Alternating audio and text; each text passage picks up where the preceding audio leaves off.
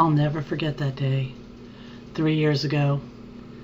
It's a funny thing about phone calls. Sometimes they're for wonderful reasons, a wedding, a vacation, shooting the breeze with a friend, but sometimes they're not. Sometimes it's 1 o'clock in the morning. 1 o'clock in the morning is never a good time to get a phone call, especially when it's your father and he's telling you that your brother is dead and that now, instead of 4, we're 3. We were Kathy, Joe, Beth, and Jeff. Now we're just Kathy, Beth, and Jeff. Joe had been house sitting for his landlady. She was in the hospital or something. When she got home, the door to my brother's trailer was locked. She knocked and there was no answer. She called my dad. My dad said, "Call the police." She did. They came and broke in. They found him there, still sitting on his sofa, still had his glasses on, and a remote control by his hand. He'd been dead for at least a couple of days. My brother Joe was born 2 years after me, so there was never a time in my life that I remember that he was not in my life. We had a joke between us. I was the oldest, but soon he was the biggest, and I called him my big little brother. My sibs and I are really close. We spent so much time together when we were kids that we all became best friends. I remember so many good times. When the parents were gone, we would put on the Beach Boys album. Remember albums? Probably some of you don't. Big vinyl things, black. Anyway, we'd put them on and pretend to be playing instruments and lip sync to the songs, and sometimes we'd just goof off and to the music, and we would use the sofa cushions as surfboards. Or another game we liked to play was called Secret Messenger. Beth and I shared one room, and Joe and Jeff, my little brother, shared another room, and I would send Beth to the boys' room with a message. We'd try to call each other names for Joe. Then he would send Jeff back with a message for me. This game was always played at night after lights out, and it was a lot of fun. The kids trying to, not make a lot of noise, and we were trying to make each other laugh, really to try to get each other in trouble with our parents, and sometimes they got caught and sometimes not. One of my very favorite memories, it was after my divorce from my first husband. Everyone came over to my apartment. I think there was a birthday party or something for one of my children, and the whole gang was there.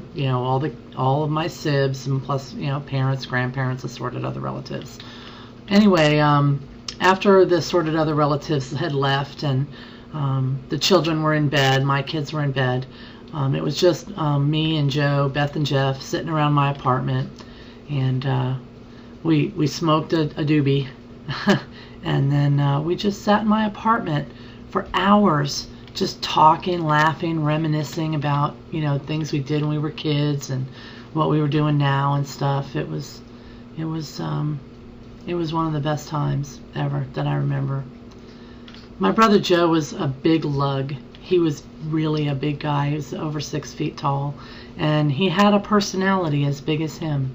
He was very kind. He was a loving person, and he had so much love to give. Unfortunately, he never found love in his lifetime, and I really feel bad about that. I think the worst thing is knowing that he died alone, except for his cat and the landlady's dog.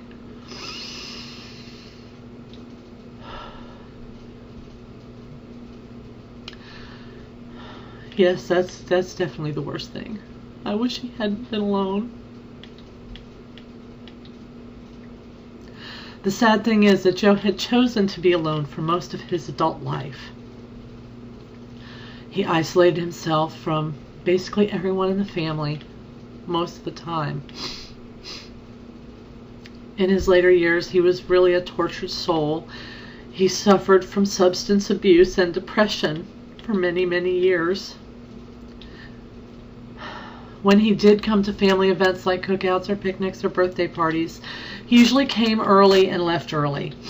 He didn't like to be around a lot of like other people that weren't family. You know, he liked smaller groups. It was like he seemed like he was trying to escape.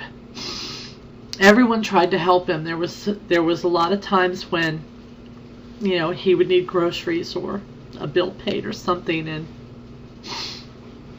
but eventually it got to the point where he had lost a job or whatever and he couldn't pay the rent. So my dad came down to Fort Lauderdale from Central Florida and moved my brother back up to move in with my father at his house.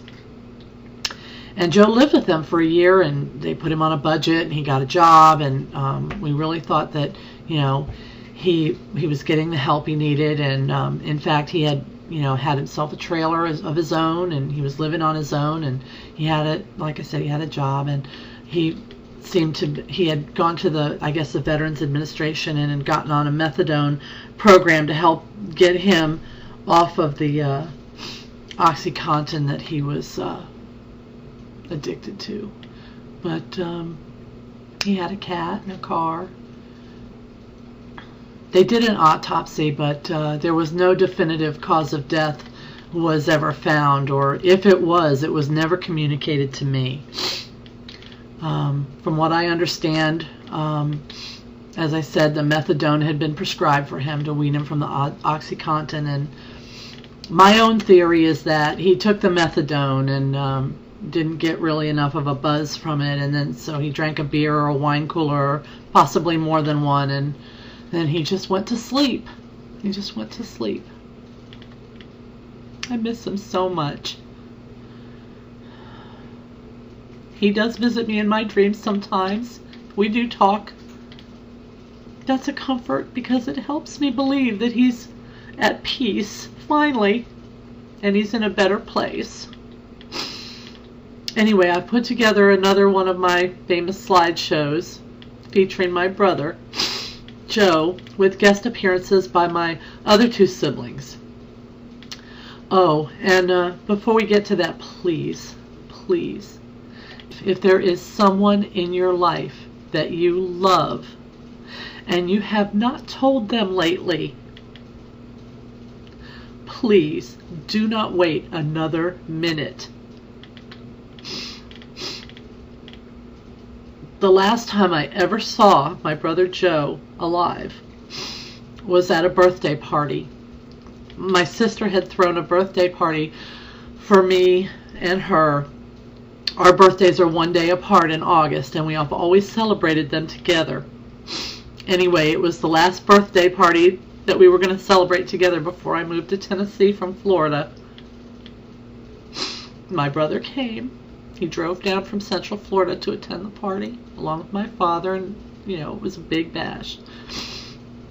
Anyway, the very last thing I ever said to my brother, as he was sitting in his car in the driveway getting ready to drive back home, I said to him, "I love you, and drive carefully." 8 weeks later, I got a phone call at 1 o'clock in the morning.